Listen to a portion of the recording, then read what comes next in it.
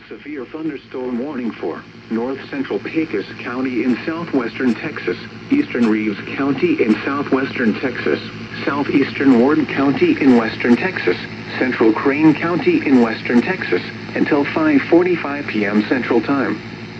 At 4:40 p.m. Central Time, a severe thunderstorm was located 9 miles southwest of Grand Falls, or 23 miles south of Monahans, moving east at 40 miles an hour. Hazard, ping pong ball size hail and 60 miles an hour wind gusts. Source, radar indicated. Impact, people and animals outdoors will be injured. Expect hail damage to roofs, siding, windows, and vehicles. Expect wind damage to roofs, siding, and trees. Locations impacted include Grand Falls, Royalty, Imperial, Coinosa, Imperial Reservoir, and Codina Lake. A tornado watch remains in effect until 10 p.m. Central Time for western and southwestern Texas. For your protection, move to an interior room on the lowest floor of a building.